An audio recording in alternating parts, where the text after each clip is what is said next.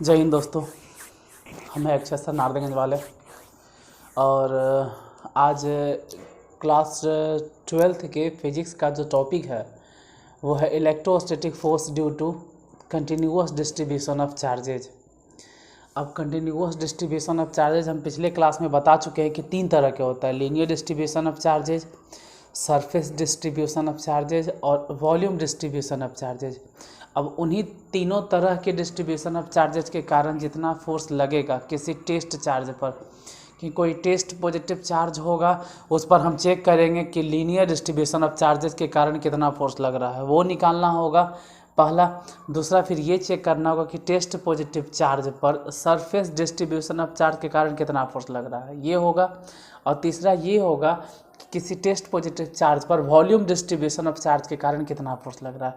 ये तीनों कैलकुलेट करेंगे। अब तीनों कैलकुलेट करने में जितना टाइम लग जाए, आधा घंटा 1 घंटा जो भी टाइम लग जाए, ये तीनों एक साथ बताना क्योंकि तीनों एक जैसा है। तो चलिए क्लास को स्टार्ट करते हैं, देखते हैं है क्या।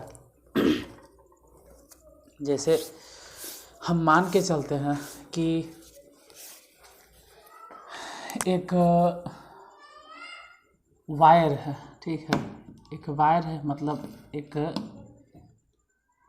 तार है, इस तरह से कोई कंडक्टर वायर है, इस तरह से कोई कंडक्टर वायर है और इस कंडक्टर वायर का लेंथ L है।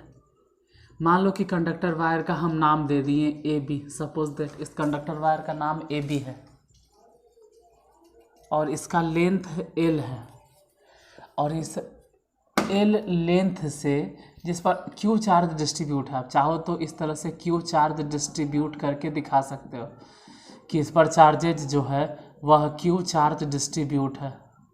अब इससे कुछ दूरी पर, सपोज दैट इससे कुछ दूरी पर मान लिए कि R डिस्टेंस पर एक पॉइंट P है, यहाँ पर Q कोई टेस्ट चार्ज है। इस जगह पे हम कैलकुलेट करना चाहते हैं कि इसके कारण कितना इलेक्ट्रिक फील्ड बनेगा, वो फाइंड करना है। थोड़ा सा एक सेकेंड का टाइम दीजिएगा।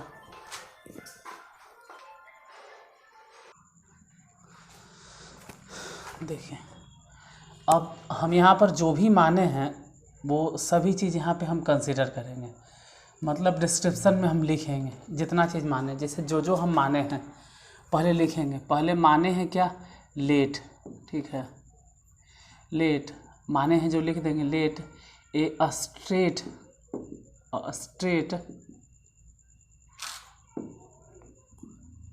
कंडक्टर, या कंडक्टर नहीं भी लिखोगे तो कोई दिक्कत नहीं, स्ट्रेट वायर लिखो, क्योंकि अगर कंडक्टर वायर लिखेंगे तो चार्ज तो यहाँ से मूव करने के लिए तैयार रहेगा। लेट ए स्ट्रेट वायर, एक वायर है इस तरह से, ठीक है, जिस पर चार्ज स्टोर है, क्योंकि कंडक्टर रहेगा तो चार्ज तब भी स्टोर रहेगा, ऐसा नहीं कि उस पर स्टोर नहीं रहेगा। लेकिन लेट ए स्ट्रेट वायर लिखो, क्योंकि अगर इंसुलेटर है तो भी चार्ज स्टोर तो रहेगा ना, हमको चार्ज स्टोर करना है, मूव नहीं करवाना है। मूव करने के लिए कंडक्टर लिखना बहुत ज़रूरी होता है, क्योंकि कंडक्टर के थ्रू ही चार्ज मूव करेंगे, हम मूव नहीं करना, चार्ज को एक जगह पर ही रहने देना है। तभी तो ये एक जगह पे चार्ज जब रहेगा ना तो अपने आसपास इलेक्ट्रिक फील्ड बनाएगा। तो let a straight wire AB, suppose that AB ही माने, AB let a straight wire AB of length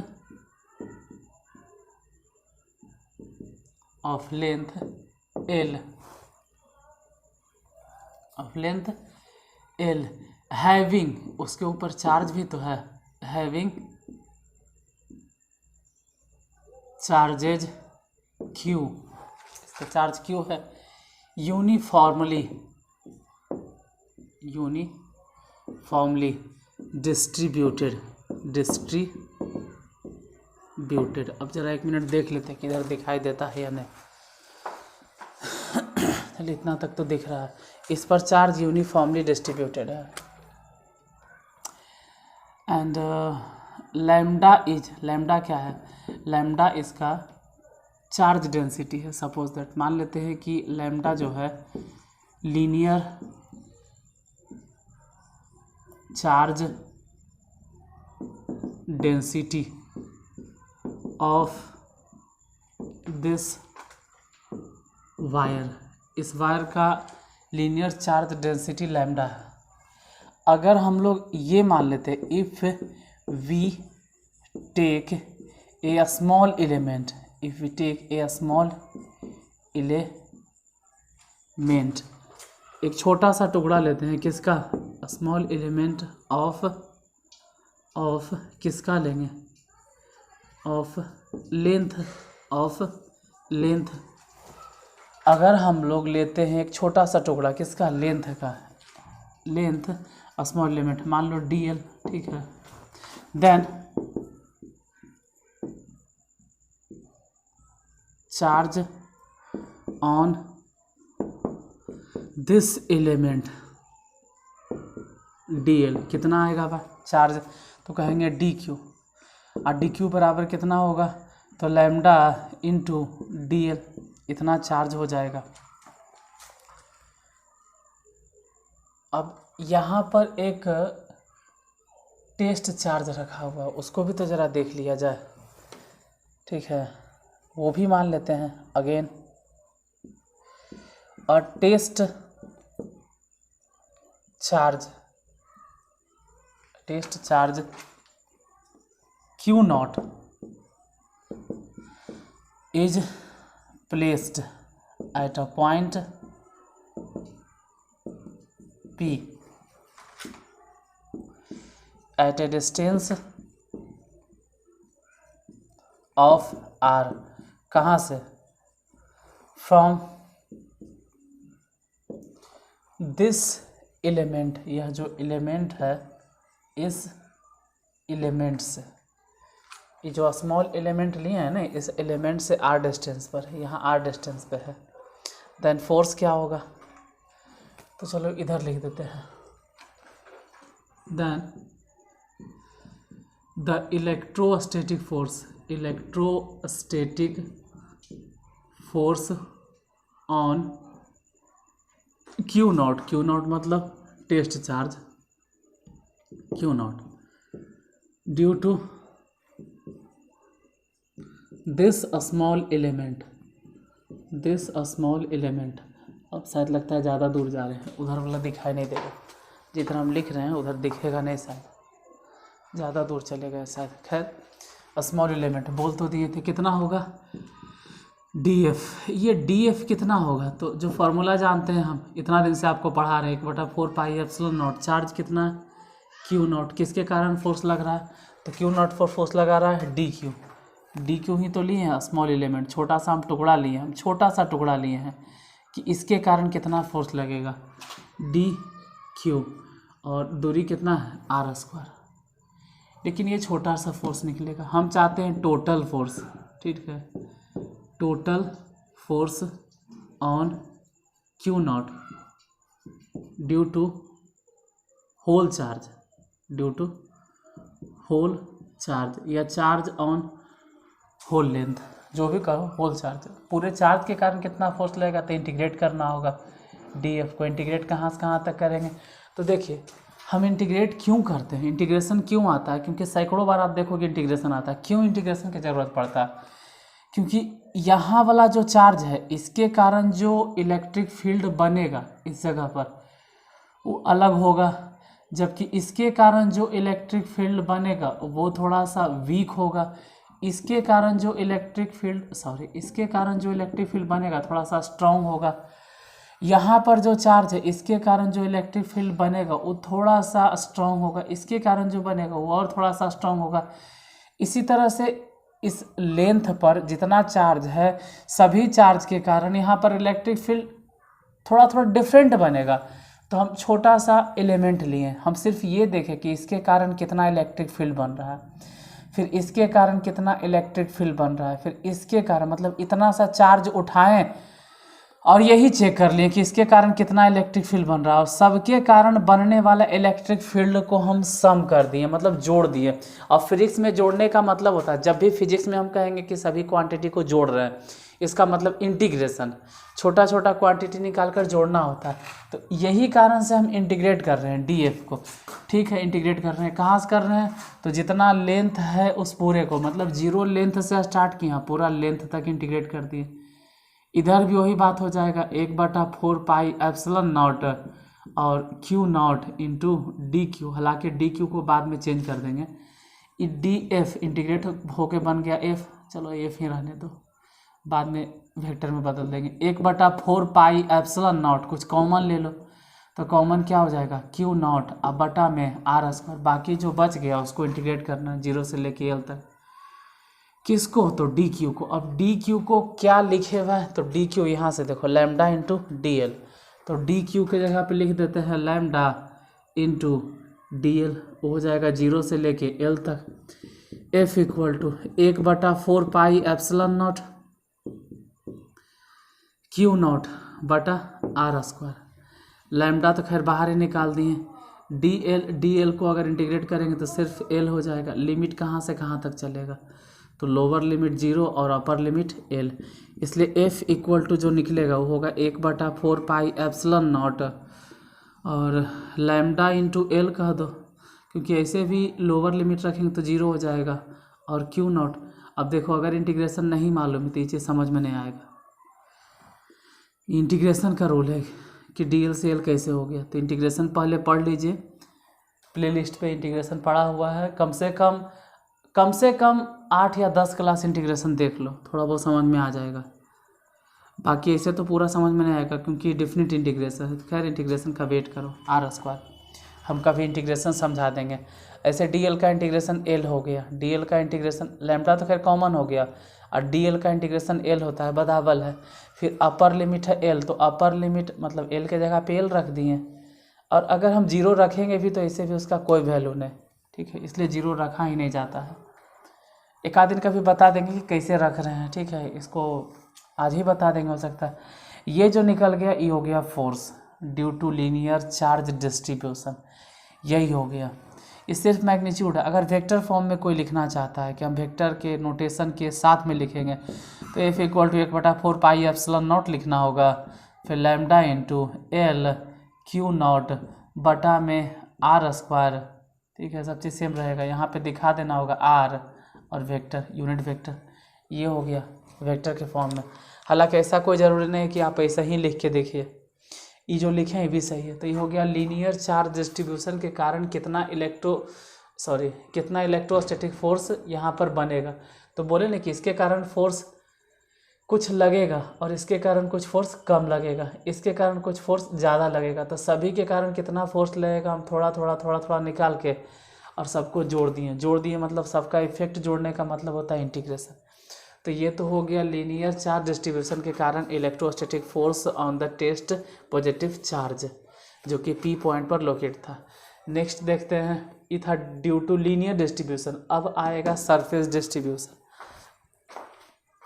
दिख तो रहा है पूरा,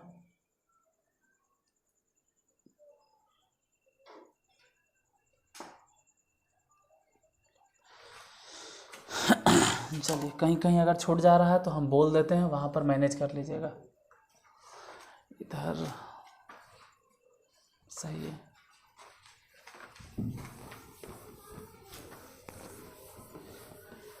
अब भी वही चीज़ है, अभी भी हम वही चीज़ बोलेंगे, इलेक्ट्रोस्टैटिक फोर्स ड्यू टू, लेकिन थोड़ा सा चेंज होगा।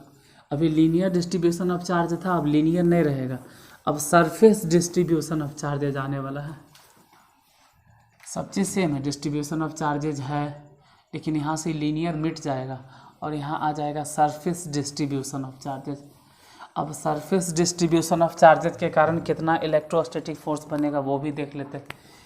इस जगह पर सिर्फ ऐड हो जाएगा सरफेस डिस्ट्रीब्यूशन ऑफ चार्जेज। इस सरफेस डिस्ट्रीब्यूशन ऑफ चार्जेज क्या होता है, देखिए सरफेस का मतलब हो गया कि कंसीडर कर लेते हैं कि एक सरफेस है, सपोज दैट इस तरह का कोई सरफेस है जिस पर चार्ज डिस्ट्रीब्यूट है, इसके ऊपर चार्ज डिस्ट्रीब्यूट है, और चार्ज जो पूरा डिस्ट्रीब्यूट है वो है Q, और इसका जो सरफेस है वो है S, पूरा surface.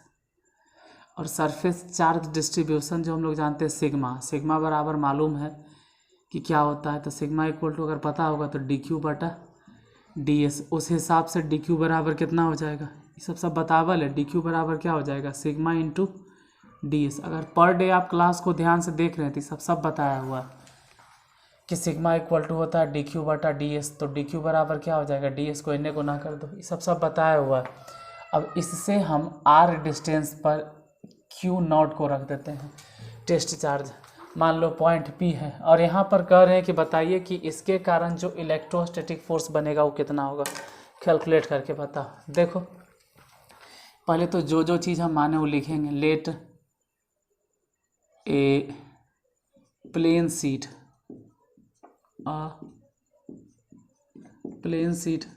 Of surface area S, ठीक है, ये है जिसके ऊपर चार्ज कितना है,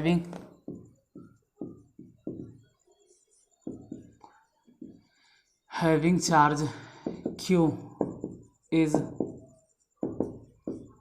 distributed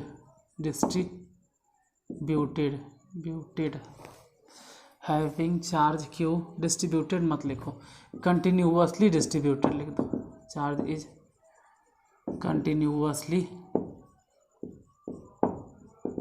डिस्ट्रीब्यूटेड, चार्ज डिस्ट्रीब्यूटेड है। और मान लेते हैं कि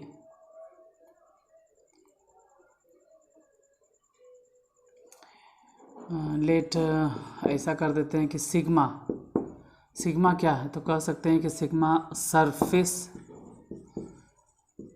चार्ज डेंसिटी है ऑफ दिस सरफेस, इस सरफेस का surface charge density sigma. If we take a small element, हम एक छोटा सा टुकड़ा लेते हैं, if we take a small element, किसका small element, small element of surface area मान लो डी एस ले लिए, ठीक है, then the charge on this a small element of surface area कितना हो जाएगा, इस सरफेस एरिया पर जो चार्ज होगा वो डी क्यू बराबर कितना, लिखे हुए भी है, डी क्यू बराबर कितना होता है, sigma into d s. And consider a point, consider a test charge q naught, एक test charge q naught consider किए हैं, वो भी तो है ही है q naught. Consider a test charge q naught is placed at point P at a distance of r, कहाँ से डिस्टेंस है, from this element of surface, इस सरफेस से आर डिस्टेंस पर है। बार बार हमको नीचे देखना पड़ता है, नीचे तक, चलिए सही है, अब इधर लिख देते हैं। तो फोर्स कितना होगा, देन द कूलम्ब फोर्स या इसी को बोलते हैं electrostatic force, Coulomb's force on Q not due to this small element, जो हम माने क्या माने, small element of surface area, ये जो सरफेस एरिया इसके कारण कितना फोर्स लगेगा, तो डी एफ, और डी एफ बराबर हम लोग जानते हैं 1/4 पाई एप्सिलॉन नॉट गुने क्यू नॉट और इंटू डी क्यू बटा में आर स्क्वायर। लेकिन ये छोटा सा फोर्स है, ठीक है, डी एफ। अगर हम चाहते हैं टोटल फोर्स कैलकुलेट करना, total force on Q not due to whole charge, जो पूरा चार्ज डिस्ट्रीब्यूट है, होल चार्ज, तो कितना हो जाएगा, इंटीग्रेशन करना होगा डी एफ, वेक्टर का नोटेशन अभी हटा दो, इधर भी इंटीग्रेट करेंगे 1/4 पाई एप्सिलॉन नॉट और Q not into d Q बटा में आर स्क्वायर। इंटीग्रेट कहाँ से कहाँ तक करेंगे, तो हम मान के चलते हैं कि इसका सरफेस एरिया 0 से शुरू करते हैं और पूरा सरफेस एरिया ही हम इंटीग्रेट कर देते हैं। छोटा सा एरिया सबको जोड़ देते हैं, यानी कि 0 से लेके एस तक। तो यहाँ भी लिखेंगे 0 से लेके एस तक। हालांकि एफ इंटीग्रेट हो गया तो एफ बन गया। इधर 1/4 पाई एप्सिलॉन नॉट कांस्टेंट, और कुछ कांस्टेंट है, क्यू नॉट कांस्टेंट है, बटा में आर स्क्वायर। तो बचा क्या इंटीग्रेशन 0 से लेके एस तक डी क्यू। और डी क्यू को तो हम यहाँ से चेंज कर सकते थे, डी क्यू की जगह आप क्या लिख सकते थे, सिग्मा इंटू डी एस। ये कहाँ से आया सर? तो अगर आप डेली मेरा क्लास देख रहे हैं तो ज़रूर आपको पता होगा कि आया कहाँ से। हम बताए थे जब हम डिस्ट्रीब्यूशन ऑफ चार्ज बता रहे थे, डेंसिटी ऑफ चार्ज बता रहे थे, तब हम समझाए थे। और डायरेक्ट अगर आज क्लास देख रहे हो तो नहीं समझ में आएगा, पहले पिछला क्लास 2-3 क्लास देख लो तभी समझ में आएगा। तो डी क्यू के जगह पे हो गया सिग्मा इंटू डी एस। हालांकि F equal to 1/4 pi epsilon not. अभी तक क्यू नॉट था बाहर, अब सिग्मा भी हो गया बाहर। डी एस को इंटीग्रेट करेंगे तो सरफेस एरिया एस हो जाएगा। जैसे डी एल का इंटीग्रेशन याद कीजिए, अगर यहाँ डी एल था, पिछले क्लास में ज़रा देखो वीडियो को रिवाइंड करके, यहाँ डी एल था। जब डी एल था तो इंटीग्रेशन करने पर एल हो गया, तो डी एस को इंटीग्रेट करेंगे तो एस हो जाएगा 0 से लेके एस तक। उसमें भी हम यही बात बोल रहे थे, वहाँ पर भी यही समझा रहे थे कि सिग्मा इंटू क्यू नॉट, वहाँ पर भी यही समझा रहे थे कि पहले अपर लिमिट रखो। तो एस के जगह पे एस रखेंगे तो एस रह जाएगा, लेकिन अगर 0 रखेंगे तो 0 मतलब ख़त्म, यानी 0 रखो चाहे नहीं रखो। तो फोर्स जो पूरा निकला वो हो गया 1/4 पाई एप्सिलॉन नॉट, छूट गया आर स्क्वायर छूट गया, 1/4 pi epsilon not sigma into S into Q not और बटा में आर स्क्वायर। यही होता है फोर्स। ये हो गया electrostatic force on test charge due to surface distribution of charge. अगर इसी को वेक्टर फॉर्म में कोई लिखना चाहता है तो ठीक है, वेक्टर का नोटेशन दिखा दोगे, 1/4 पाई एप्सिलॉन नॉट दिखा दोगे, सिग्मा लिख दो, एस लिख दो और क्यू नॉट लिख दीजिए, यहाँ पे आर स्क्वायर लिख दीजिए, आर का मतलब यूनिट वेक्टर दिखा दीजिए। ये हो गया फोर्स ऑन मतलब electrostatic force on test charge due to surface distribution of charge. जबकि टेस्ट चार्ज कितना दूरी पर है, आर डिस्टेंस पे, मतलब कह सकते हैं electrostatic force on test charge which is placed at r distance from the surface distribution of charge. मतलब सरफेस डिस्ट्रीब्यूशन ऑफ चार्ज से आर दूरी पर कोई पॉइंट है, वहाँ पर हमको इलेक्ट्रोस्टैटिक फोर्स फाइंड करना था कि सरफेस डिस्ट्रीब्यूशन ऑफ चार्ज के कारण कितना होगा, तो इतना होगा। इतना साबित करते हैं तो अच्छा है, क्योंकि 2 नंबर का थ्योरम आता है। 5 नंबर का अगर आएगा भी तो 1 गो नहीं रहेगा, 2 गो रहेगा। तो सब एक जैसा, ऐसा नहीं कि अगर 1 गो आप समझ गए तो दूसरा बन जाएगा। नेक्स्ट थर्ड देखते हैं।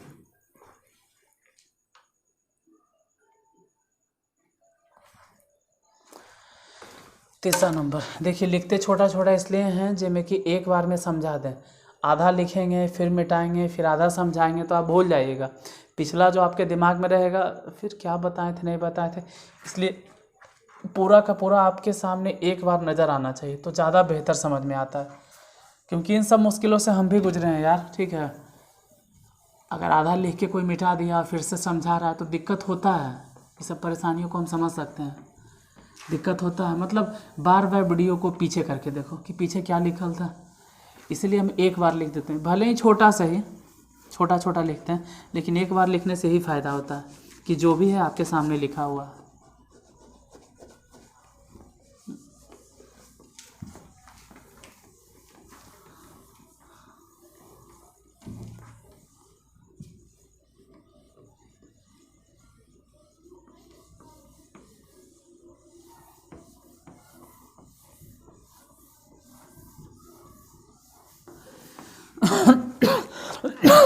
अब देखिए, अब हम थर्ड नंबर बताने वाले हैं। Due to volume distribution of charges, इसके कारण तो फिर से कंसिडर कर लेते हैं। मान लेते हैं कि कोई वैसा वॉल्यूम होगा, सपोज दैट एक क्यूब मान लो या घन मान लो, ठीक है। इस तरह से एक घन मान ली, हिंदी में घन, इंग्लिश में क्यूब, इसी को कहते हैं। इसके अंदर चार्ज डिस्ट्रीब्यूट है इसके भीतर में, ठीक है, इसके भीतर जो है चार्जेस डिस्ट्रीब्यूटेड है। अब पूरा चार्ज भरा हुआ है इस बॉक्स में। मान लीजिए कि इस चार्ज मतलब इस बॉक्स में पूरा पूरा चार्ज भरा हुआ है, इस बॉक्स में चार्ज पूरा भरल है। अब इस बॉक्स से r डिस्टेंस पर कोई पॉइंट P है जहाँ टेस्ट चार्ज Q0 है, इस पर कितना इलेक्ट्रोस्टैटिक फोर्स लगेगा इसके कारण वो फाइंड करना है। थोड़ा सा लेवल तो मेरा हाई हो जाता है बताते बताते, मतलब ऐसा है कि आपको लग रहा होगा कि ये सब जल्दी ऑफलाइन में नहीं बताया जाता है, ऑनलाइन में बहुत ज़्यादा ही बता रहे हैं। लेकिन क्या करोगे, हम हमेशा कहते हैं कि आप अपना सिलेबस देखिए, आप किताब उठा कर देखिए किसी भी किताब का हम नाम नहीं ले रहे हैं यूट्यूब पर, लेकिन कोई भी फिजिक्स का किताब उठा कर देखो और देखो कि जो हम चीज़ें पढ़ा रहे हैं वो सब चीज़ें किताब में है या नहीं है पढ़ना।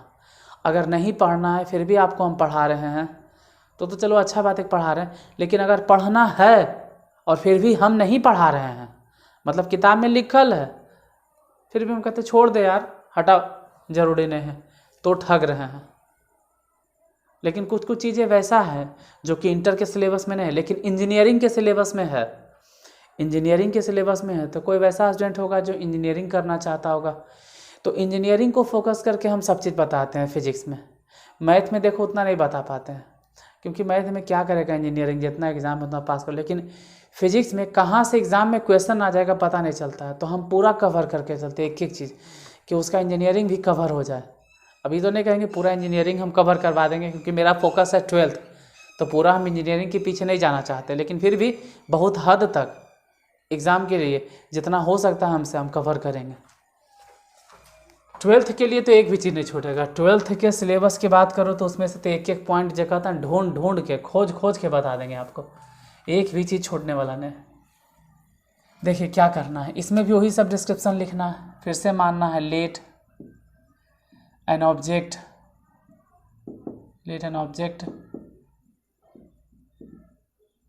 हैविंग, अरे यार हैविंग कैसे आ गया, let an object of volume, इसका वॉल्यूम भी है जिसके पास चार्जेज है having charges Q are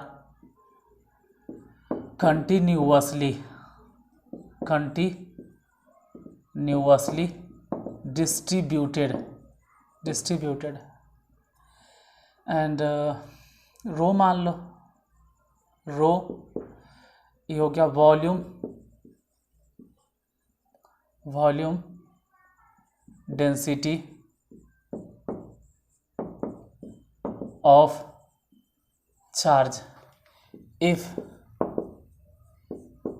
if we take a small element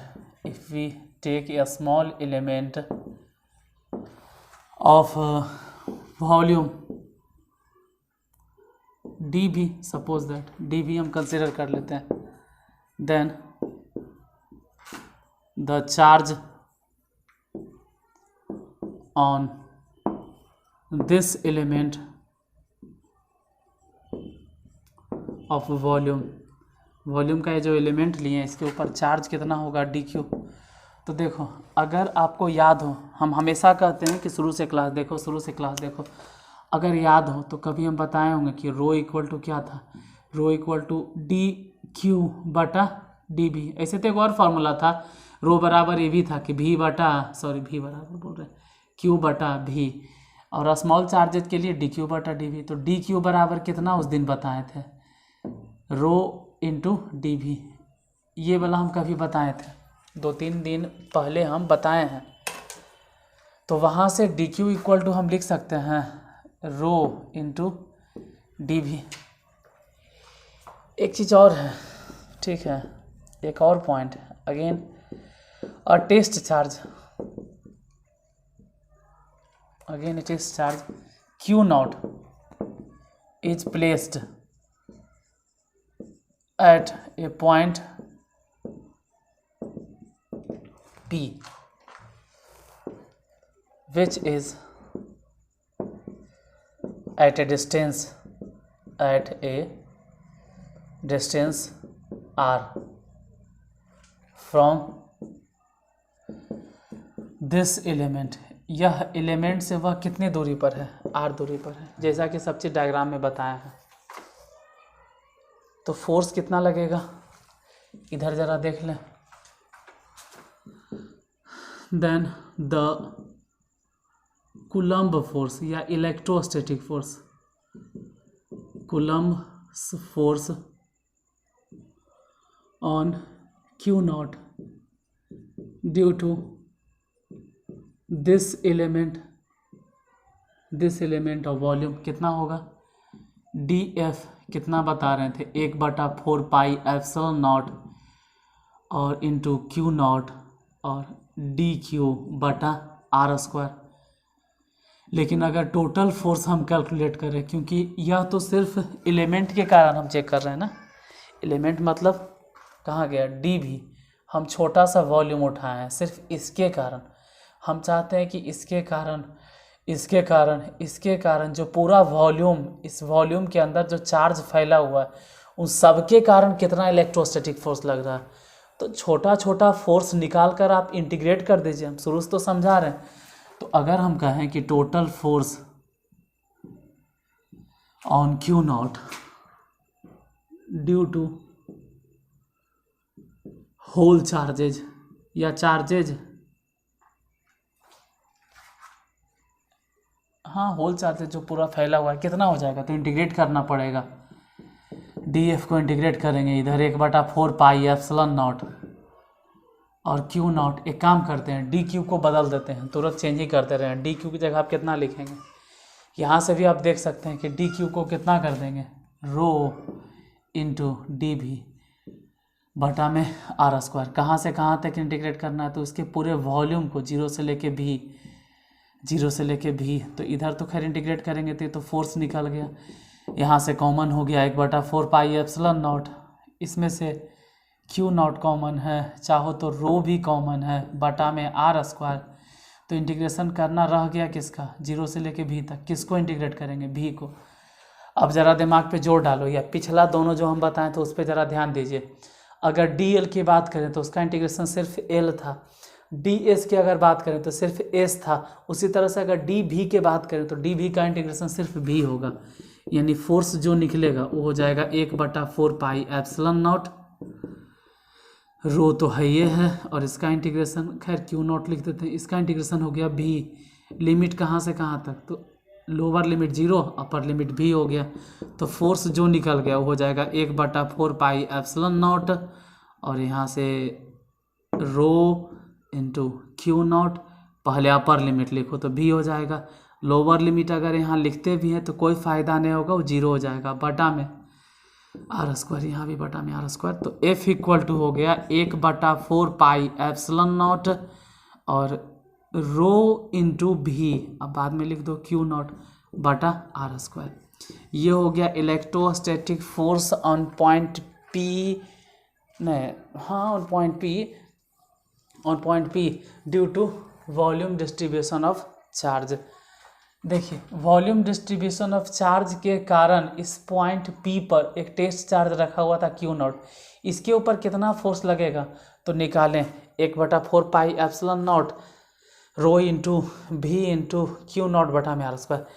ये वाला चीज़ वेरी वेरी इंपॉर्टेंट है। इसी तरह से जो भी इसी में कर रहे हैं तीनों हम साबित क्यों इंपॉर्टेंट है। लेकिन अगर कोई वेक्टर फॉर्म में ही बदलना चाहता है कि हम चेंज ही कर देंगे वेक्टर फॉर्म में, तो देखिए बोर्ड के हिसाब से इतना ज़रूरी नहीं कि आप वेक्टर फॉर्म में जाइए, वो सिर्फ मैग्नीट्यूड पूछेगा। फिर भी अगर आपको लग रहा है कि हम वेक्टर फॉर्म में ही बदलेंगे तो ठीक है, Q नॉट लिखो, यहाँ पे r² को r² लिखो और यहाँ पे r एक यूनिट वेक्टर दिखा दो, और कुछ नहीं। यहाँ पे 2 पॉइंट चार्ज तो है ना कि एक एगो मतलब Q1 है दूसरा Q2 है, ऐसा बात तो है ना।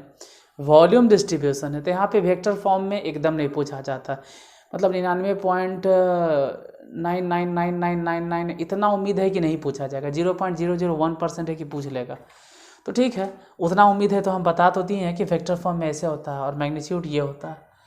तो आज का जो टॉपिक था वो था electrostatic force due to continuous distribution of charges. और हाँ, ऐसा लग रहा है कि क्लास आज लंबा हो गया, तो क्या करोगे, ये तीनों के तीनों टॉपिक एक ही दिन में बताना होता। अगर आज हम एक चीज़ बताते, फिर कल बताते, फिर परसों बताते तो भी ठीक था, लेकिन वो हो जाता कि हम टाइम को बहुत ज़्यादा खींच रहे हैं झूठ मूठ के।